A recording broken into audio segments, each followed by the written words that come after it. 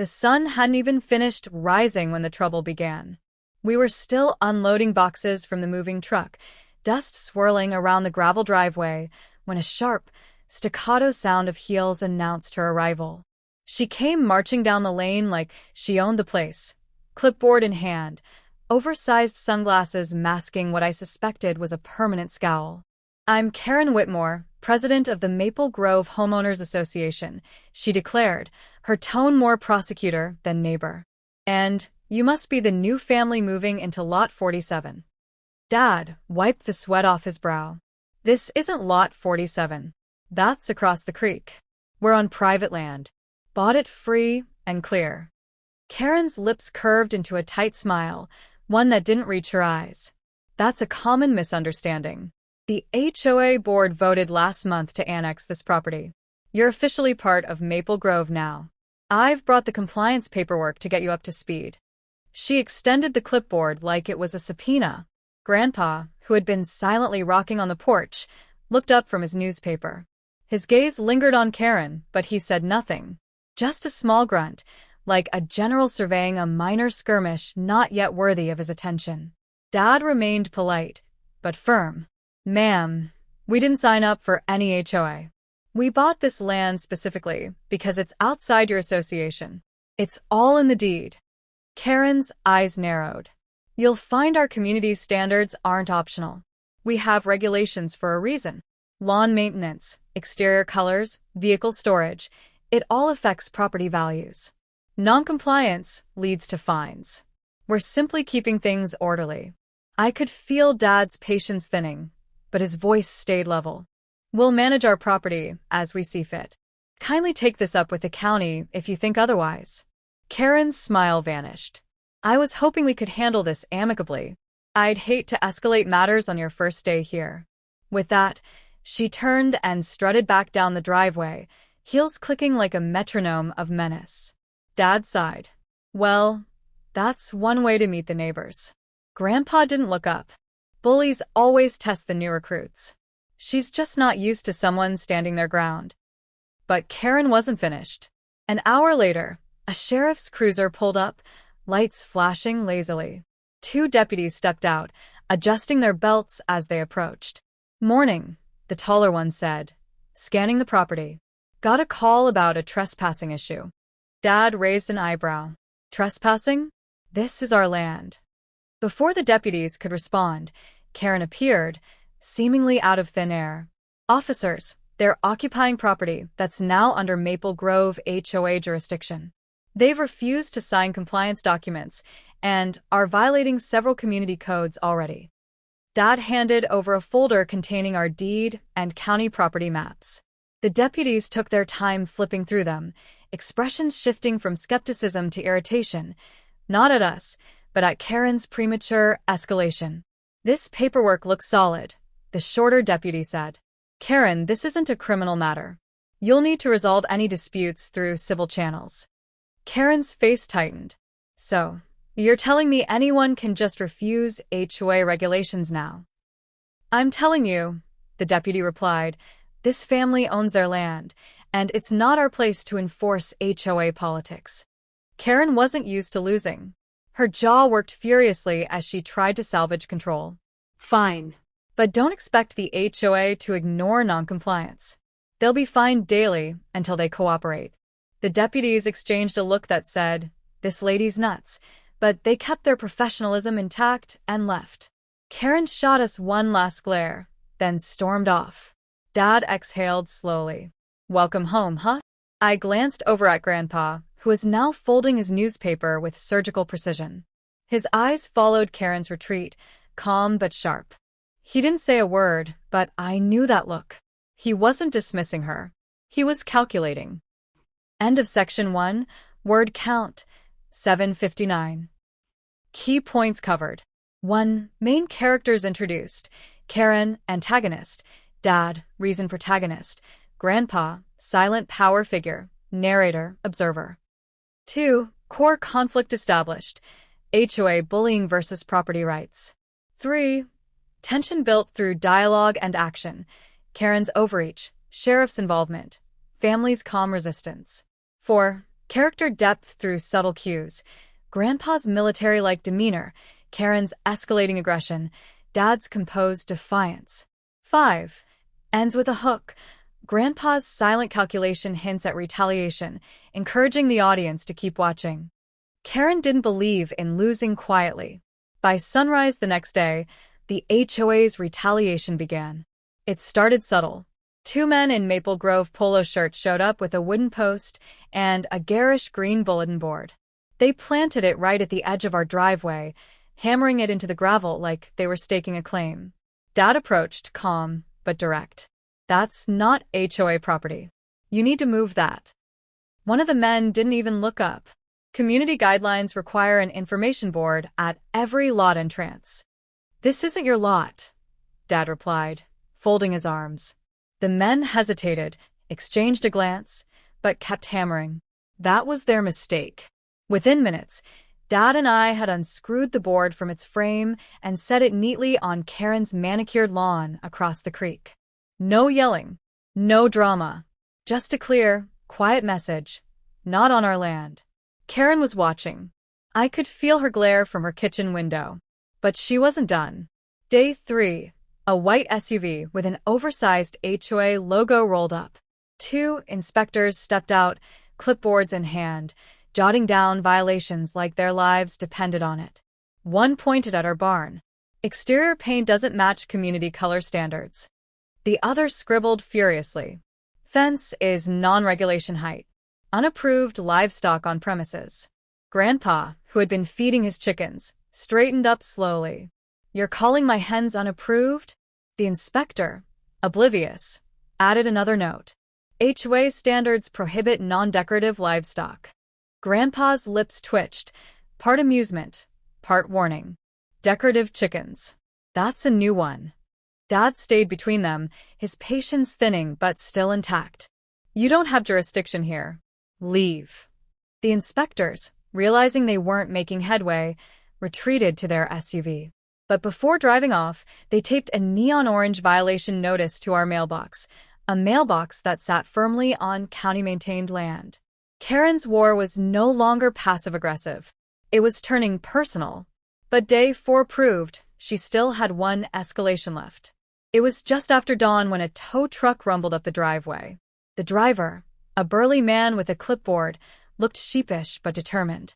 Behind him, Karen stood with her arms crossed, a smirk of self-satisfaction plastered on her face. "We're here to remove an unauthorized vehicle," the driver announced, pointing at Dad's old Ford pickup. "HOA directive." Dad took a step forward, but Grandpa was faster. He descended from the porch with the slow, deliberate pace of a man who'd led battalions into battlefields. His hands were clasped behind his back, his posture straight, eyes calm, but sharp, surgical. "Son," Grandpa said to the tow driver, his tone soft, almost grandfatherly, "if you touch that truck, you'll regret it before the chain even tightens." The driver hesitated, glanced at Karen, then at Grandpa's unwavering stance. Something clicked. Maybe it was the way Grandpa's presence seemed to press against the air, a quiet gravity that couldn't be ignored. I think I'll need to verify this order," the driver muttered, retreating to his cab. Karen exploded. "This is HOA authority. Remove that junk heap immediately." Grandpa tilted his head slightly. "This is private land, Karen. You've overstepped. Again." Karen's face flushed crimson. She pointed a trembling finger. "This isn't over. You think you can defy Maple Grove? Fines will pile up. Legal action is next." Grandpa's smile was small but devastating. "Karen, I've negotiated ceasefires in war zones. You're not as terrifying as you think." Karen stood frozen, fists clenched, seething with impotent rage as the tow truck rumbled back down the driveway. This wasn't how she was used to conflicts ending. She thrived on compliance, on neighbors cowering to her faux authority. Today, she had met resistance, a kind she didn't know how to handle. As she stormed off, Dad let out a low whistle. "She'll be back." "She's already lost," Grandpa said, resuming his seat on the porch. "She just hasn't figured it out yet." But I knew better. Karen wouldn't accept defeat. She'd escalate again. And next time, it wouldn't be clipboard games or fake violation notices. Grandpa knew it too. His gaze wasn't on the road Karen had just marched down. He was staring at the horizon, the way soldiers do when they know the real battle is still out there, waiting. Karen thought she was playing a game of persistence. Grandpa knew it was war. The morning after the tow truck fiasco, he made 3 calls. No shouting, no pacing. Just calm, measured words into an old flip phone that looked out of place in the age of smartphones. By noon, reinforcements arrived, not with sirens, but with briefcases and survey equipment. The first was Mr. Anders, a property rights attorney who looked like he had personally sued half the county. Behind him came a land surveyor, a wiry man with a GPS scanner strapped to his back. The third vehicle carried Colonel Mac McAllister, Grandpa's old comrade from his active duty days, now retired but still exuding battlefield readiness. "This HOA situation seems beneath your usual campaigns, General," Mac said, smirking as he shook Grandpa's hand. "Never underestimate a small-minded tyrant, Mac. They require surgical precision," Grandpa replied. The surveyor wasted no time. He deployed bright orange boundary markers along the property line, flags fluttering like battle standards. Karen's carefully trimmed rose bushes, her pride, were discovered to be firmly planted on our side of the line, a good 5 feet into our property. Meanwhile, Mr. Anders drafted a cease and desist order, citing trespass, harassment, and attempted extortion. The papers bore Grandpa's full name, Brigadier General Thomas Harlan Rhett. It wasn't a flex. It was a message. Karen didn't appreciate messages. She liked control. So when she saw the neon boundary flags dissecting her backyard, she came storming over like a hurricane. "What is this circus? You can't just put flags wherever you want," she spat. Grandpa stood beside the surveyor, hands clasped behind his back. "These flags mark the lawful boundary of this property. Seems you've been landscaping on land that doesn't belong to you." Karen's face turned a shade of red that even her roses would envy. "Maple Grove HOA authorized that landscaping." "Maple Grove HOA has no jurisdiction here," Mr. Anders interjected, holding out the cease and desist papers. "As of now, you are officially notified to cease all forms of harassment, unlawful citations, and unauthorized encroachments upon this property. Noncompliance will escalate to legal action." Karen snatched the papers, but barely looked at them. "Do you think some empty threats and a few flags scare me?" Mac chuckled. "Ma'am, if we wanted to scare you, we'd have brought an entire division." Karen spun on her heel, storming back to her house, but not before barking, "I'll see you all at the next HOA board meeting. Let's see how the community feels about this nonsense." Grandpa's eyes narrowed. "Oh, I'm counting on it." That evening, the first wave of blowback hit Karen, not from us, but from within her own HOA. Word had spread fast. Flyers had been circulated around Maple Grove, not slandering, but informing. A simple headline: "Know Your Rights, the truth about HOA overreach." Inside was a detailed account of Karen's antics, the false annexation claim, the harassment attempts, the illegal tow truck stunt. The bottom corner bore Grandpa's signature and a single sentence: "Stand your ground. Bullies crumble." By sunset, our driveway became a revolving door for curious Maple Grove residents. First, a middle-aged couple who'd been fined for non-standard mailbox colors. Then a young family who'd been ordered to remove their vegetable garden because it was unsightly. Turns out, Karen had a long history of strong-arming newcomers with fabricated rules and imaginary annexations. We weren't her first targets. We were just the first who didn't fold. Grandpa didn't preach. He listened. Every complaint, every grievance from the residents was logged. Mac, ever the tactician, organized a strategy meeting in our barn, turning it into a makeshift war room. By the end of the night, a coalition had formed, neighbors who had once tiptoed around Karen now emboldened by the realization that she wasn't invincible. But Grandpa wasn't interested in just retaliation. He wanted resolution. "She thrives in boardrooms, where no one challenges her," he said, pointing at a crude map of Maple Grove on the barn wall. "We'll challenge her on her home turf." Publicly. Legally. Decisively. Mac grinned. You're planning an ambush, Tom. Not an ambush, Grandpa said, eyes gleaming. An intervention. As we closed up the barn, the air felt different. The anxiety Karen had seeded for days was now overshadowed by something more potent momentum. Tomorrow's HOA board meeting wasn't going to be business as usual. For once, Karen wouldn't be dictating the rules. She'd be facing the consequences of her own overreach. And we would be there, front row, to watch her facade crack. The Maple Grove Community Hall had never seen a crowd this size. Rows of neatly stacked chairs were filled, the air thick with a tension that wasn't there at the last HOA meeting. Tonight wasn't just another rubber stamp session for Karen's latest decrees. Tonight, she was on trial, and she knew it. Karen sat at the front, flanked by her loyal board members, her clipboard clutched like a shield. She scanned the room, but the usual nods of compliance were absent. The murmurs weren't whispers of support. They were murmurs of doubt. Grandpa, Dad, Mac, and I took seats in the second row, close enough for Karen to feel the weight of their presence. She avoided eye contact. Let's bring this meeting to order, Karen began, her voice brittle, forced into a false sense of authority. As president of the Maple Grove HOA, I'd like to address ongoing compliance issues that threaten our community's harmony. She paused, expecting the room to settle into passive silence. It didn't. Mr. Anders, calm and collected, stood up from the back row. Madam President, before proceeding, I'd like to present documentation regarding the unlawful annexation attempts against the Harlan property. A ripple moved through the crowd. Karen's mask cracked. This is irrelevant to HOA business. The Harlans are not members. Exactly, Anders replied smoothly. Which makes your enforcement actions against them not only improper but legally actionable. The cease and desist has been filed.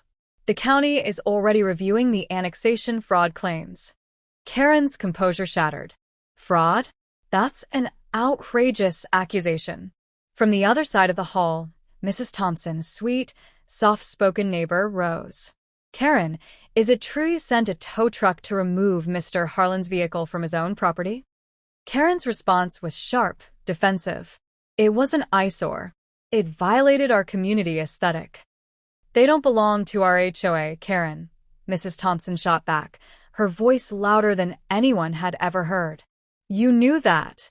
The crowd stirred, emboldened by Mrs. Thompson's defiance.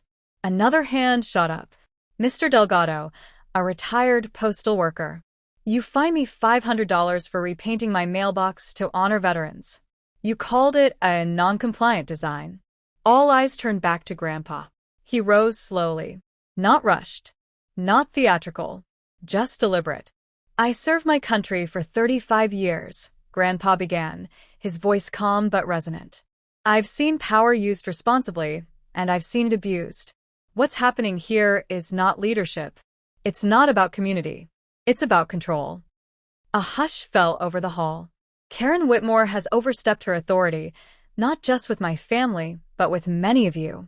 She's leveraged fear and fines to enforce personal preferences, as if they were law.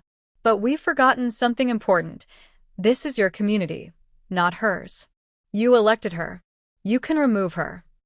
Silence turned into murmurs. Murmurs into nods. Karen scrambled.